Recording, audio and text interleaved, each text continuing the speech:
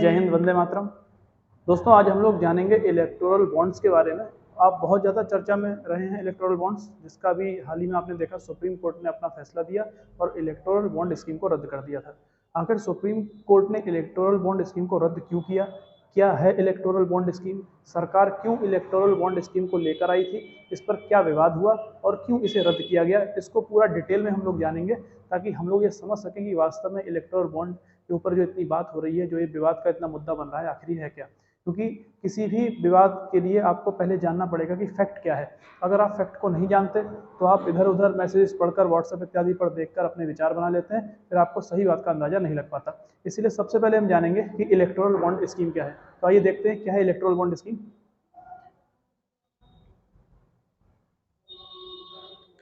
देखिए, electoral bond scheme Arun Jaitley जिस समय वित्त मंत्री थे सन 2017 में, अपने बजट भाषण में उन्होंने इसको सबसे पहले बताया था कि सरकार इलेक्टोरल बॉन्ड स्कीम लाने जा रही है।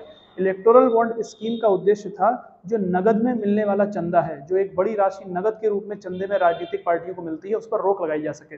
इस कारण से इलेक्टोरल बॉन्ड स्कीम को लाया गया था। यानी इलेक्टोरल बॉन्ड स्कीम राजनीतिक पार्टियों को चंदा देने के लिए लाई गई एक स्कीम थी। इसको आपको ध्यान में रखना पड़ेगा, क्योंकि हमें अभी ये पढ़ना होगा कि जब इलेक्टोरल बॉन्ड स्कीम नहीं थी तब इन राजनीतिक पार्टियों को चंदा कैसे मिलता था। तब जो चंदा मिलता था उसका तरीका क्या था, उसको हम बाद में देखेंगे। पहले हम देखते हैं कि इलेक्टोरल बॉन्ड स्कीम में चंदा कैसे मिलेगा। तो देखिए, सबसे पहले यहाँ पर हम देखते हैं, यहाँ पर लिखा हुआ है कि इलेक्टोरल बॉन्ड स्कीम की अगर आप बात करो तो यहाँ पर राजनीतिक दलों को जो डोनेशन है, जो राजनीतिक दलों को डोनेशन है वो 2000 रुपए तक की अगर हम बात करें, ध्यान रखिएगा 2000 रुपए तक की अगर बात करें तो 2000 रुपए तक नगद में डोनेशन दिया जा सकता है। 2000 रुपए तक डोनेशन नगद में दिया जा सकता है। लेकिन अगर डोनेशन 2000 रुपए से ज्यादा देना हो तो उसे नगद के रूप में नहीं दिया जा सकता, उसे आपको इलेक्टोरल बॉन्ड के रूप में देना पड़ेगा। इलेक्टोरल बॉन्ड आपको उसके लिए खरीदने पड़ेंगे। अब सवाल यह है कि इलेक्टोरल बॉन्ड मिलेंगे कहाँ, तो ये अभी हम थोड़ी देर में देखेंगे। अब आगे देखते हैं। इलेक्टोरल बॉन्ड जो आपको मिलेंगे वो 1000 रुपए से लेकर 1 करोड़ रुपए तक के मिलेंगे। यानी आप 1000 रुपए का इलेक्टोरल बॉन्ड ले सकते हैं, लेकिन आप 2000 रुपए का इलेक्टोरल बॉन्ड नहीं ले सकते, आप 3000 का नहीं ले सकते, आप 4000 का नहीं ले सकते।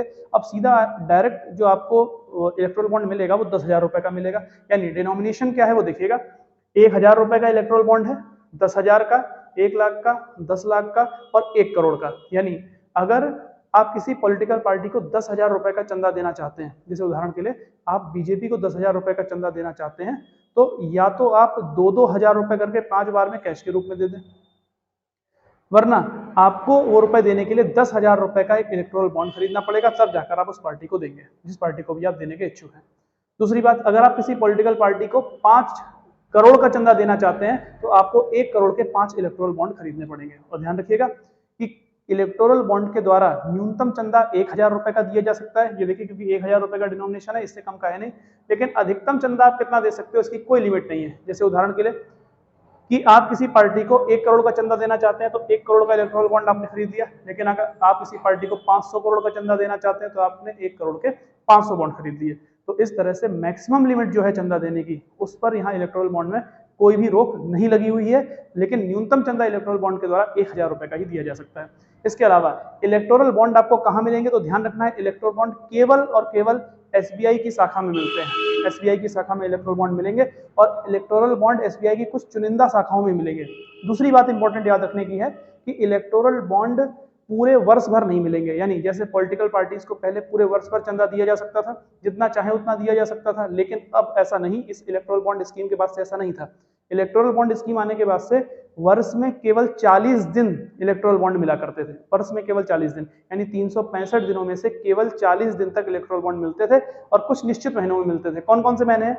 जनवरी में 10 दिन मिलेगा, फिर अप्रैल में 10 दिन मिलेगा, जुलाई में 10 दिन मिलेगा और अक्टूबर में 10 दिन मिलेगा। इसको आप यहाँ देख भी सकते हो, जनवरी, अप्रैल, जुलाई और अक्टूबर 10-10 दिन मिलेंगे। यानी वर्ष में 40 दिन तक इलेक्टोरल बॉन्ड मिलेंगे, इसको ध्यान रखना है।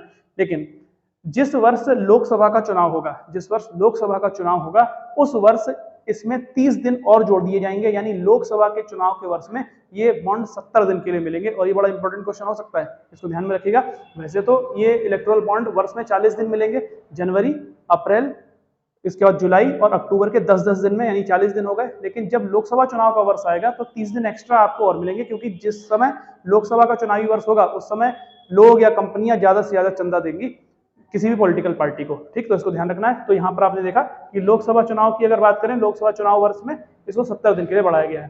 दूसरी बात हमने देखा था कि कहाँ मिल सकते हैं केवल, तो यहाँ पे देखिए लिखा हुआ है केवल एसबीआई की चुनिंदा शाखाओं में मिलेंगे। अब यहाँ पर एक बड़ी इंपॉर्टेंट बात है जो आपको जाननी पड़ेगी इलेक्टोरल बॉन्ड की, कि जैसे आपने इलेक्टोरल बॉन्ड को खरीदा, जैसे किसी भी पॉलिटिकल पार्टी ने, किसी पॉलिटिकल पार्टी को आपने चंदा देने के लिए इलेक्टोरल बॉन्ड को खरीदा, एसबीआई से ले लिया, तो आप जब एसबीआई में जाएंगे, इस बात को ध्यान रखना है, जब आप एसबीआई में जाएंगे तो एसबीआई जो व्यक्ति बॉन्ड लेने जा रहा है, यानी जो डोनर है, जो डोनेट करने वाला है, सबसे पहले एसबीआई उसका केवाईसी करेगी, नो योर कस्टमर, यानी जो केवाईसी कि ये व्यक्ति सही है, इस व्यक्ति का बैंक अकाउंट है या नहीं है, इस व्यक्ति का आधार कार्ड इत्यादि सही है कि नहीं है, व्यक्ति जेन्युइन है कि नहीं है, बस इतनी जांच एक बार करेगी और उसके बाद उस व्यक्ति को इलेक्टोरल बॉन्ड दे दिया जाएगा, वो व्यक्ति इलेक्टोरल बॉन्ड ले लेगा।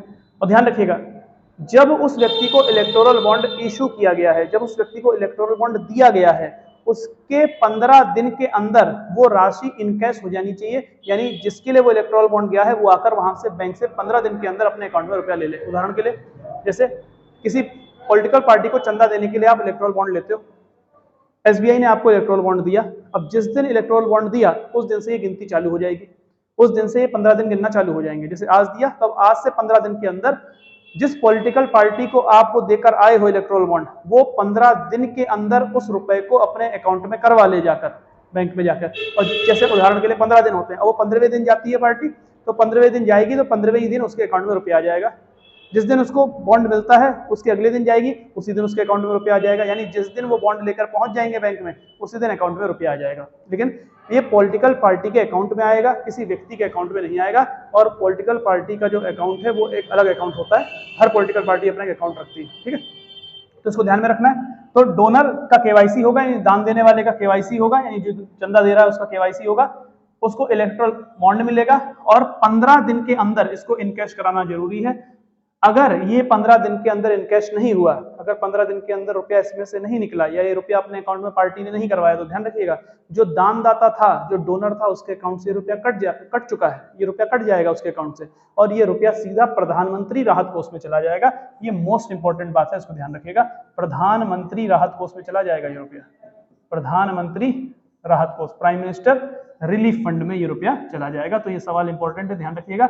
अगर 15 दिन मिले हुए हैं इनकैश कराने के लिए, अगर 15 दिन के अंदर कोई पार्टी इनकैश नहीं कराती है तो ये चंदा, जो ये अमाउंट है, ये प्रधानमंत्री राहत कोष में चला जाएगा। और इसमें ऑप्शन आ सकते हैं कहाँ चला जाएगा, आरबीआई के अकाउंट में, भारत सरकार के कोष में, तो वहां कहीं नहीं, ये प्रधानमंत्री राहत कोष में चला जाएगा। इस बात को आपको ध्यान रखना है। तो ये था इलेक्टोरल बॉन्ड, जिसके बारे में इतनी चर्चा चल रही है, ये इसके अंदर स्कीम थी। तो इलेक्टोरल बॉन्ड ये है। लेकिन अब सवाल ये है, इस इलेक्टोरल बॉन्ड से पहले आखिर क्या व्यवस्था थी चंदा लेने की? जब आप उस पुरानी व्यवस्था को समझ जाएंगे तब जाकर हम इस विवाद को समझेंगे कि आखिर क्यों सुप्रीम कोर्ट ने इस योजना को, इस स्कीम को रद्द कर दिया। चलिए अब समझते हैं कि पहले ये व्यवस्था क्या थी, उसको जरा देखते हैं एक बार।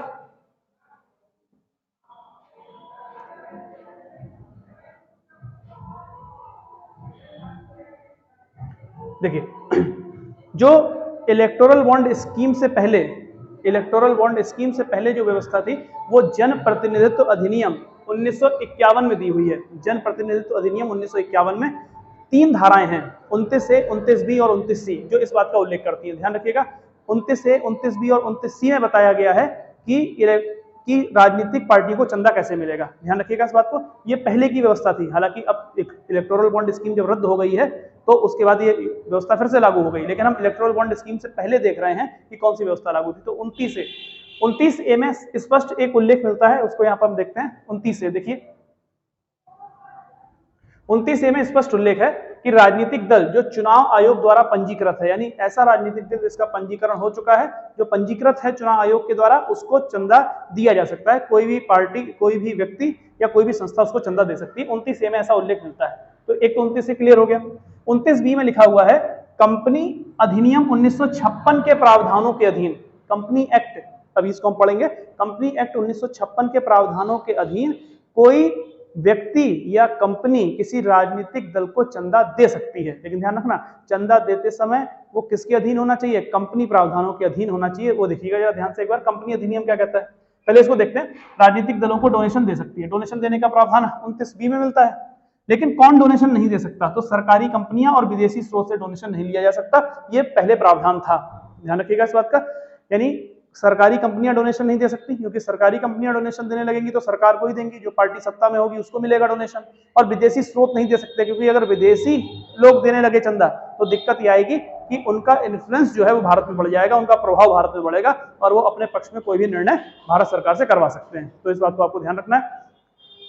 कंपनी एक्ट क्या कहता है? तो कंपनी एक्ट 1956 में उल्लेख है कि कंपनियां किसी भी राजनीतिक दल को चंदा दे सकती हैं, लेकिन उसकी अधिकतम सीमा निश्चित कर दी गई है। यानी मैक्सिमम लिमिट है कि इससे ज्यादा चंदा आप नहीं दे सकते। तो मैक्सिमम लिमिट ये है कि पिछले 3 वर्षों में कंपनी का जितना औसत लाभ हुआ है, औसत कुल लाभ यानी एवरेज नेट प्रॉफिट जितना हुआ है, उसका 60.5% से अधिक आप चंदा नहीं दे सकते, यानी 7.5% से अधिक आप चंदा नहीं दे सकते। यहां पे देखिएगा एक बार, यहां पर लिखा हुआ है कंपनी एक्ट 1956 में उल्लेख है कि कंपनियां किसी भी राजनीतिक दल को चंदा दे सकती हैं, लेकिन उसकी अधिकतम सीमा तय कर दी गई है। और ये मैक्सिमम लिमिट कितनी है? पिछले 3 वर्षों के औसत कुल लाभ का 7.5%, ये इतना दे सकती थी। ये मैं पहले के प्रावधान बता रहा हूं, जो इलेक्टोरल बॉन्ड स्कीम के आने के पहले यानी 2017 के पहले प्रावधान थे। हालांकि ये प्रावधान फिर लागू हो चुके हैं जब से इलेक्टोरल बॉन्ड स्कीम को रद्द किया गया है, लेकिन ये पहले के प्रावधान, उसको हम पढ़ रहे हैं एक बार। अब 29C में क्या है? 29C में देखिए, ये सबसे विशेष बात है। जैसे जब आपने इलेक्टोरल बॉन्ड स्कीम पढ़ी थी तो अभी क्या पढ़ा था कि 2000 रुपए तक का चंदा नगद के रूप में दिया जा सकता है, लेकिन 2000 से ज्यादा नगद के रूप में नहीं दिया जा सकता। इसके लिए आपको इलेक्टोरल बॉन्ड खरीदना पड़ेगा। पहले व्यवस्था ये थी 29C में आरपीए यानी रिप्रेजेंटेशन ऑफ पीपुल्स एक्ट, जन प्रतिनिधित्व अधिनियम 1951 की धारा 29C ये प्रावधान करती थी कि 20,000 रुपए तक का जो चंदा है वो, उसके लिए आपको कोई भी रिकॉर्ड रखने की आवश्यकता नहीं है, इसको आप नगद के रूप में दे सकते हैं। ठीक, तो कैश के रूप में दिया जा सकता है। दूसरा, 20,000 से अधिक की अगर बात करें तो इसके लिए भी कोई दिक्कत वाली बात नहीं, इसको भी कैश के रूप में दिया जा सकता था, चेक के रूप में दिया जा सकता था, कैश के रूप में दिया जा सकता था। लेकिन इसके लिए शर्त ये थी, अगर 20,000 से अधिक चंदा मिल रहा है तो इसका आपको ITR भरना होगा, इनकम टैक्स रिटर्न भरना होगा, ये बात स्पष्ट उल्लेख था। और दूसरा, इसकी जानकारी भी चुनाव आयोग को देनी होगी कि किसने ये चंदा दिया है, इसकी जानकारी आप चुनाव आयोग को देंगे। लेकिन अगर आप इसकी जानकारी चुनाव आयोग को नहीं दे रहे हैं तो आपको टैक्स पर रियायत नहीं मिलेगी, टैक्स पर छूट नहीं मिलेगी। बस इतना सा है, यानी आपको चुनाव आयोग को जानकारी देनी पड़ेगी कितना चंदा आपको मिला है, किसने चंदा दिया है। अगर आप जानकारी देने से बच रहे हैं, आप जानकारी अगर नहीं दे रहे हैं, तो उस स्थिति में आपको इनकम टैक्स में छूट नहीं मिलेगी, आपको इनकम टैक्स भरना पड़ेगा, पूरा इनकम टैक्स भरना पड़ेगा। लेकिन अगर आप जानकारी दे देते हो तो आपको इनकम टैक्स से छूट मिल जाएगी। ये प्रावधान इसमें था। तो यही प्रावधान बड़ा गड़बड़ प्रावधान था और कई विशेषज्ञों का यह मानना था कि ये बहुत गलत प्रावधान यहां पर यह दिया हुआ है। क्यों? क्योंकि इसके द्वारा जो काला धन है उसे पॉलिटिकल पार्टीज जो थी वो सफेद धन में बदल रही थी, यानी व्हाइट मनी बना रही थी। ब्लैक मनी को व्हाइट मनी बनाने का बड़ा आसान तरीका था ये। अब एक बात सुनना आप, क्यों था आसान तरीका? क्या कह रहा है? 20,000 से अधिक का चंदा अगर देते हैं तो उसका इनकम टैक्स रिटर्न भरना होगा और चुनाव आयोग को जानकारी देनी होगी किसने चंदा दिया, किसने चंदा नहीं दिया, ये आपको जानकारी देनी पड़ेगी। लेकिन अगर आप जानकारी नहीं देते हैं तो आपको इनकम टैक्स से छूट नहीं मिलेगी। तो बड़ा सिंपल काम था। किसी ने आपको 500 करोड़ रुपए का चंदा दिया चेक में, 500 करोड़ का चंदा, 500 करोड़ 20,000 रुपए से ज्यादा है, वो चंदा आपको दिया गया, आपने उसका ITR भरा और चुनाव आयोग को जानकारी नहीं दी, क्योंकि चुनाव आयोग को जानकारी देते तो चुनाव आयोग अपनी वेबसाइट पे डाल देगा, लोग पढ़ लेंगे किसने कितना चंदा दिया, पता लग जाएगा। अब चुनाव आयोग को जानकारी उस पार्टी ने नहीं दी, उस पर इनकम टैक्स ITR उसने भरा और इनकम टैक्स में उसको छूट नहीं मिली। मान लेते हैं 30% इनकम टैक्स कट गया, 70% रुपया अभी भी आपके पास बचा हुआ है। इसका मतलब बड़े सही तरीके से इन्होंने काले धन को सफेद करने का काम किया। किसी का 500 करोड़ अगर ब्लैक मनी है, अगर वो पॉलिटिकल पार्टी को चंदा देता है तो उसका इनकम टैक्स भर देगी पॉलिटिकल पार्टी और बाकी का 70% रुपया या जो भी टैक्स के रूप में कटता है उसको कटने के बाद बाकी रुपया अपने पास रख लेगी, इस पर कोई भी जांच भी नहीं होगी। तो ये काले धन को सफेद करने का एक प्रावधान था जो पहले था 29C में। तो इसके द्वारा पॉलिटिकल पार्टी ये काम करती थी। तो अब भारत सरकार ने इसी चीज को रोकने के लिए इलेक्टोरल बॉन्ड स्कीम को शुरू किया, जिसके तहत कम से कम ये बैंकों को तो पता रहेगा कि कौन डोनर है, कौन दान में दे रहा है और किसको दे रहा है। हालांकि इसमें प्रावधान यह था कि SBI किसी को जानकारी देगा नहीं, क्योंकि सुप्रीम कोर्ट ने जबरदस्ती जानकारी निकलवा ली है। अब जो विवाद है वो तो यही वाला है। ठीक, तो इस चीज को आपको ध्यान रखना है। तो हमने यहाँ पर देख लिया कि पहले प्रावधान क्या था। तो पहले जो प्रावधान है चंदा देने के इलेक्टोरल बॉन्ड स्कीम से पहले जो प्रावधान थे वो कहाँ है? वो आरपीए यानी रिप्रेजेंटेशन ऑफ पीपुल एक्ट यानी जन प्रतिनिधित्व अधिनियम 1951 के 29A, धारा 29A, 29B और 29C में थे। क्या 29ABC था? हमने इसको कंप्लीट देख लिया। अब अगली बात देखते हैं। अगली बात है इलेक्टोरल बॉन्ड स्कीम को लाने के लिए कौन कौन से कानूनों में संशोधन किया गया। तो देखिए कौन कौन से कानून संशोधित किए गए, तो 5 कानूनों को संशोधित किया गया। सबसे पहला आरपीए 1951 यानी वही रिप्रेजेंटेशन ऑफ पीपुल एक्ट जो भी हमने पढ़ा 29ABC, इसमें संशोधन किया गया। अब देखिए संशोधन क्या किया गया, इसकी एक धारा है 29C, 29C में संशोधन किया गया। और 29C में अभी आपने देखा 29C में क्या लिखा हुआ था कि 20,000 रुपए तक का चंदा नगद रूप में दिया जा सकता है और 20,000 से ज्यादा का अगर आप दे रहे हो तो उसे भी नगद या कैश किसी भी रूप में दे सकते हो, लेकिन उसका आईटीआर आपको फाइल करना पड़ेगा। इन्होंने इसमें परिवर्तन कर दिया, इसमें कहा कि 20,000 नहीं, यहां पर जो कहा था 20,000 नहीं, 2,000 रुपए, 2,000 रुपए तक। और 2,000 रुपए से अगर अधिक का कर रहे हैं तो आपको क्या करना पड़ेगा, तो आपको इलेक्टोरल बॉन्ड के रूप में देना पड़ेगा। यही व्यवस्था तो बनाई। तो इसका मतलब आरपीए 1951 में आपने संशोधन किए हैं। दूसरा कंपनीज एक्ट 1956 में संशोधन किया।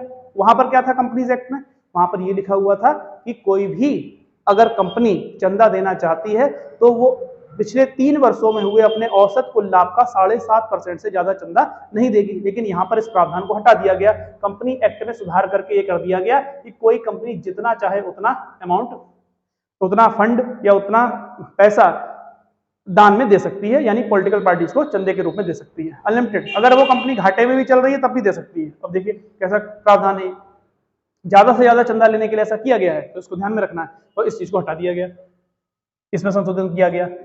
तीसरा FCRA 2010 foreign contribution regulation act, इसमें भी सुधार कर दिया गया।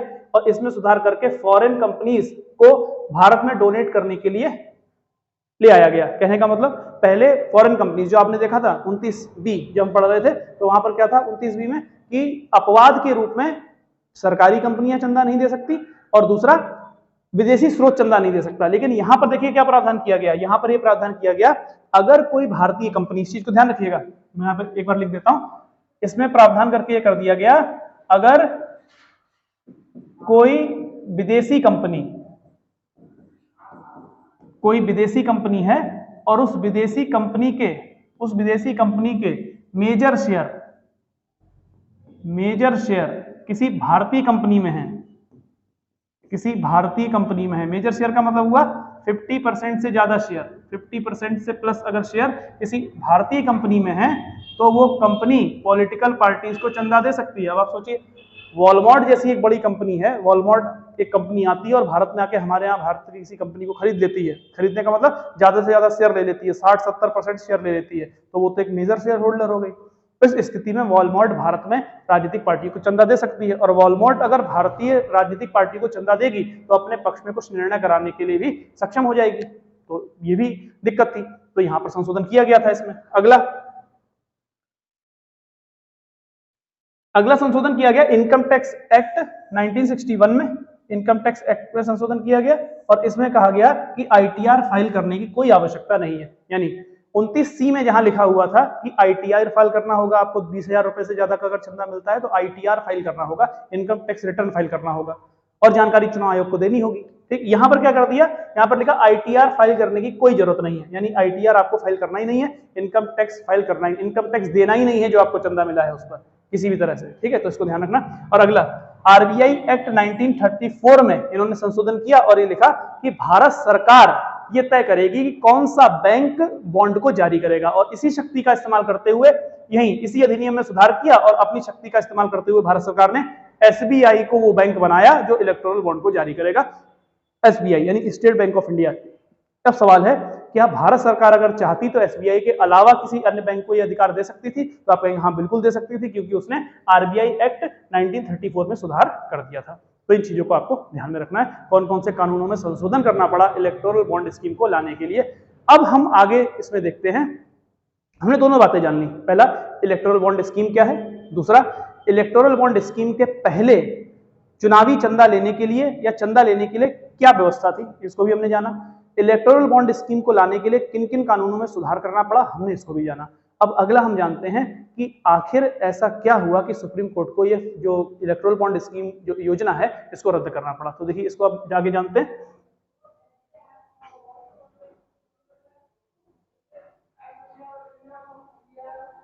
अब देखिए यहां पर ये संस्थाएं हैं, इनके नाम याद रखिएगा। एक है कॉमन कॉज, एक है एडीआर, एक है सीपीआईएम। ये पॉलिटिकल पार्टी है सीपीआईएम।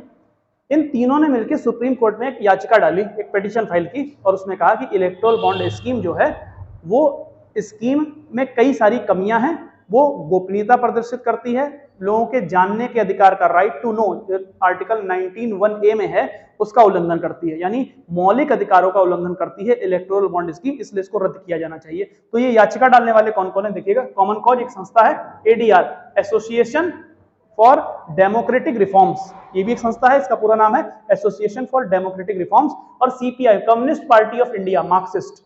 सीपीआईएम एक पार्टी है, सीपीआईएम की अभी सरकार है केरल में, आप जानते होंगे। तो सीपीआई, इन तीनों ने मिलकर याचिका दायर की थी सुप्रीम कोर्ट में। किसके खिलाफ की थी दायर? तो इलेक्शन कमीशन ऑफ इंडिया के खिलाफ और यूनियन ऑफ इंडिया के खिलाफ, यानी भारत सरकार के खिलाफ। अब सुप्रीम कोर्ट में ये बात पहुंची तो सुप्रीम कोर्ट ने अब इन लोगों को बुलाया। सबसे पहले इस इलेक्शन कमीशन ऑफ इंडिया से पूछा कि बताइए इलेक्टोरल बॉन्ड स्कीम के बारे में आपका क्या कहना है। तो सुप्रीम कोर्ट में इलेक्शन कमीशन ऑफ इंडिया ने कहा कि हमने इसके बारे में, यानी इलेक्टोरल बॉन्ड स्कीम के बारे में भारत सरकार को पहले भी चेतावनी दी थी। भारत सरकार को चेतावनी दी थी कि इस स्कीम को लेकर ना आए, ये स्कीम अच्छी नहीं है, चेतावनी दी थी। ये कहना है इलेक्शन कमीशन ऑफ इंडिया का सुप्रीम कोर्ट में।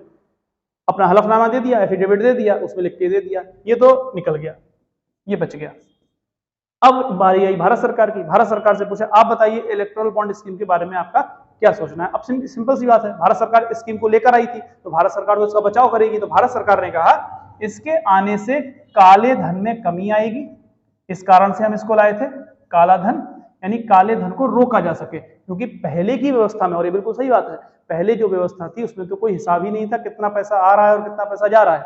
इलेक्टोरल बॉन्ड होने से कम हमें ये तो पता लग गया कि कितना पैसा किसने किस पार्टी को दिया, इतनी बात तो हमें पता चली। हालांकि भारत सरकार ने इसमें दिक्कत ये कर दी थी स्कीम में कि ये बात उजागर नहीं की जाएगी, इलेक्शन कमीशन ऑफ इंडिया की वेबसाइट पर इसको नहीं डाला जाएगा। अगर ये काम कर दिया जाता कि वेबसाइट पर डाला जाएगा तो कोई दिक्कत नहीं थी। अब भारत सरकार ने इसको क्यों नहीं डाला, वेबसाइट पर डालने से क्यों मना किया, जानकारी देने से क्यों मना किया, अभी इसमें देखेंगे। भारत सरकार अपना पक्ष रखेगी, लेकिन रुकिएगा जरा, अभी इसको समझते हैं। तो काला धन पर रोक लगेगी, काला धन खत्म होगा, एक काला धन हमारी इकोनॉमी में नहीं आएगा, इसलिए हम इसको लेकर आए थे। अब सुप्रीम कोर्ट ने सबके तर्क सुने और सुप्रीम कोर्ट ने कुछ निर्णय दिए हैं। उस निर्णय से पहले हम देखते हैं क्या क्या इसकी और आलोचना हुई इलेक्टोरल बॉन्ड स्कीम की, इसको जरा देखो एक बार। तो देखिएगा, सबसे पहली इसकी आलोचना यह है, इन लोगों ने कहा जो कॉमन कॉज संस्था है या फिर एडीआर है, सीपीआईएम, इन्होंने कहा सबसे पहला कि इसमें जो खामी है वो प्रक्रियागत खामी है। नंबर एक, प्रक्रियागत खामी है, यानी कमी है, प्रक्रियागत कमी है। बोले कैसे? तो ऐसे कि ये फाइनेंस बिल के रूप में आया था, फाइनेंस बिल, इसको मनी बिल के रूप में पास किया गया। तो फाइनेंस बिल और मनी बिल के बारे में मेरा एक लेक्चर पड़ा होगा यूट्यूब पे, आप उसको देख सकते हैं। तो देखिए, ये फाइनेंस बिल में मनी बिल के रूप में आया, मनी बिल, यानी मनी बिल के रूप में इसको पास किया गया, इसको ध्यान रखना है, मनी बिल। और मनी बिल का उल्लेख संविधान के आर्टिकल कौन से में है? आर्टिकल 110 में। और आपको अच्छे से पता है कि जब कोई बिल मनी बिल के रूप में पास होता है तो केवल लोकसभा से पास कराने की जरूरत पड़ती है, और कौन सा फाइनेंशियल बिल मनी बिल होगा ये तय करने की शक्ति केवल लोकसभा अध्यक्ष के पास होती है, राज्यसभा उसको पास करेगा नहीं। तो सिंपल सी बात थी, ये बड़ी आसानी से पास हो जाता। इलेक्टोरल बॉन्ड स्कीम को मनी बिल के रूप में पास कराया गया था, ये पहली प्रक्रियागत खामी थी, जबकि इसमें कई सारे प्रावधानों में संशोधन हुए। आरबीआई एक्ट 1934 में संशोधन किया गया, आरपीए 1951 में संशोधन किया गया, कंपनीज एक्ट 1956 में संशोधन किया गया, फॉरेन कंट्रीब्यूशन रेगुलेशन एक्ट 2010 में संशोधन किया गया, जो अभी हमने देखे हैं, और इनकम टैक्स एक्ट 1961 में संशोधन किया गया। इतने सारे संशोधन किए गए, तो इसको तो फाइनेंस बिल के रूप में आना चाहिए था, ये मनी बिल के रूप में क्यों पारित कर दिया गया? तो पहली कमी तो ये बताई गई सुप्रीम कोर्ट के सामने, इन संस्थाओं ने ये कमियां बताई। दूसरा, इसमें गोपनीयता है, सीक्रेसी है, और दूसरा इसमें पारदर्शिता की कमी है। इसमें पारदर्शिता नहीं है, जनता को पता ही नहीं चल रहा है कि हमारी पॉलिटिकल पार्टीज को चंदा कौन दे रहा है, ये कम से कम हमें पता होना चाहिए। गोपनीयता अधिक है, और पारदर्शिता की कमी है। दूसरी कमी इसमें ये बताई गई कि इसमें ये खामी है। और तीसरी खामी ये बताई गई, तीसरा अगर देखें तो ये व्यक्ति के जानने के अधिकार का उल्लंघन करती है। और जानने का अधिकार हमारे संविधान के अनुच्छेद 19(1)(a) के तहत मौलिक अधिकार है, आपका फंडामेंटल राइट है। यानी ये स्कीम सीधे सीधे फंडामेंटल राइट का उल्लंघन करती है। और ध्यान रखिएगा, फंडामेंटल राइट्स का उल्लंघन कोई भी योजना अगर कर रही है, कोई भी अगर कानून कर रहा है, तो सुप्रीम कोर्ट उसको रद्द कर सकता है, उसको असंवैधानिक घोषित कर सकता है। सुप्रीम कोर्ट ने उसी का इस्तेमाल किया। लेकिन अभी यहां पर बात इतनी आसानी से खत्म नहीं हो रही है। भारत सरकार का पक्ष क्या है? भारत सरकार ने यह कहा कि हम इस स्कीम को जो लाए हैं वो इसलिए लाए जैसे काले धन पे रोक लगे, प्लस हमने इसमें फंडामेंटल राइट्स का ध्यान रखा है। जैसे उन्होंने कहा यहां पर आपने जानने का अधिकार तो देख लिया, हमने यहां पर निजता के अधिकार, यहां पर हमने निजता के अधिकार का ध्यान रखा है। तो बताए किसका निजता का अधिकार ध्यान रखा है?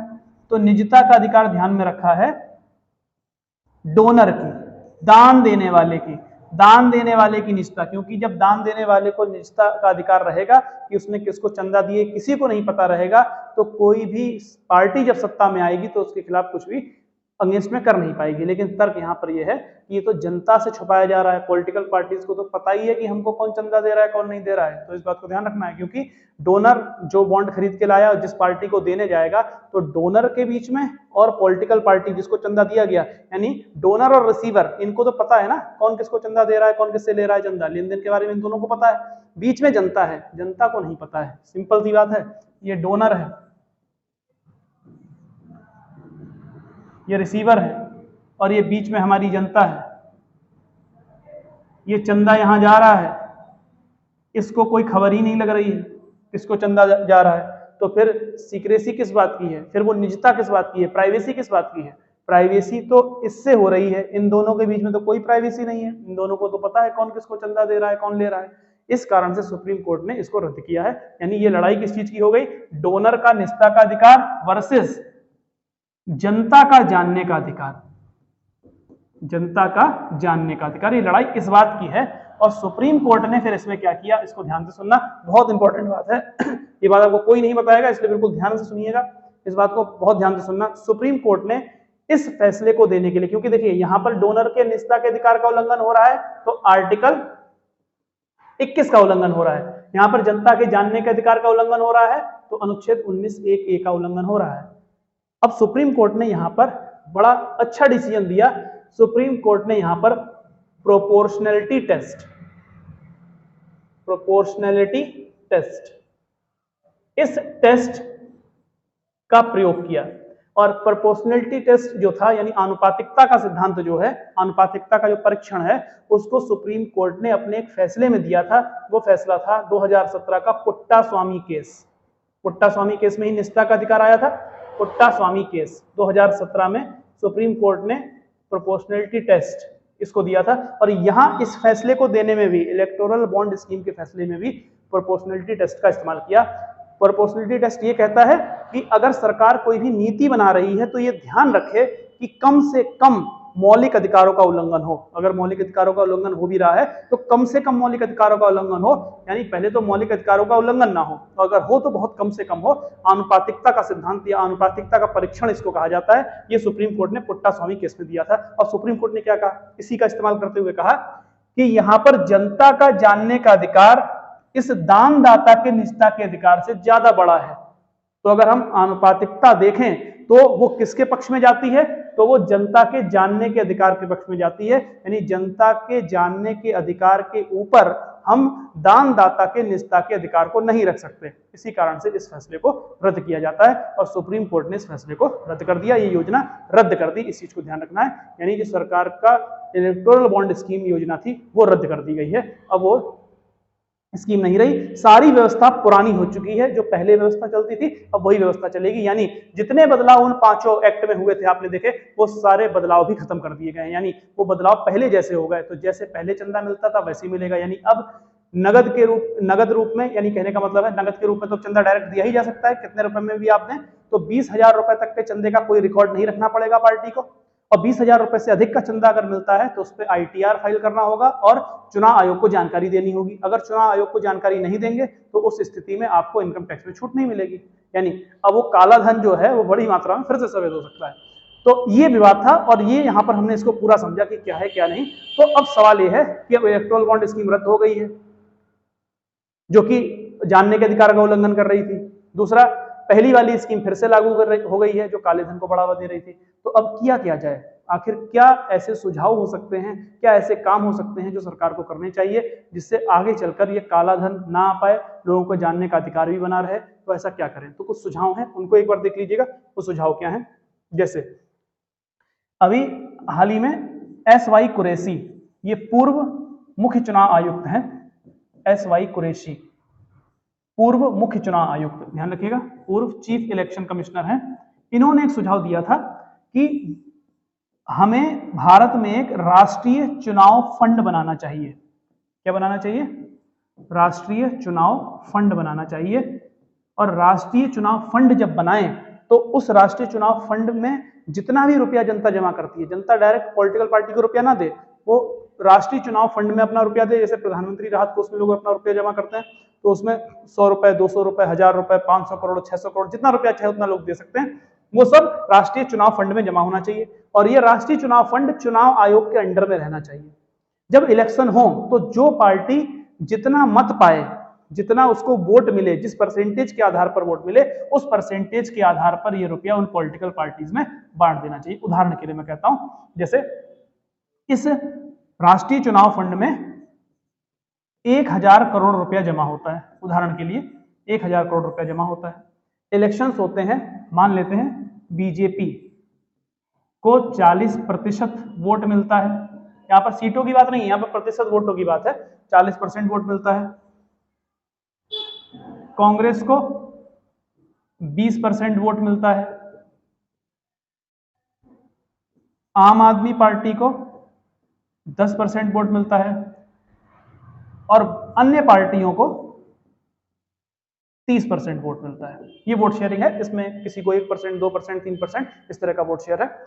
अब इस तरह वोट मिलते हैं तो 1000 करोड़ रुपया जो इसमें आया हुआ है, 1000 करोड़ का 40% रुपया बीजेपी को दे दिया जाए, 1000 करोड़ का 20% रुपया कांग्रेस को, 1000 करोड़ का 10% रुपया आम आदमी पार्टी को दे दिया जाए। एक सुझाव है जो कि SY कुरैशी, शहाबुद्दीन याकूब कुरैशी, हमारे पूर्व चीफ इलेक्शन कमिश्नर रहे, उनका एक सुझाव। इसके अलावा एक सुझाव ये दिया गया है कि स्टेट के द्वारा ये फंडिंग की जाए, यानी राज्य ये फंडिंग करे। हालांकि भारत जैसे देश में संभव नहीं है, क्योंकि भारत में बहुत बड़े स्तर पर बहुत बड़ा चुनाव होता है। राज्य अगर इतना रुपया देगा तो हमेशा कर्ज में डूबा रह जाएगा, इसीलिए ये सुझाव ज्यादा ठीक नहीं बैठता।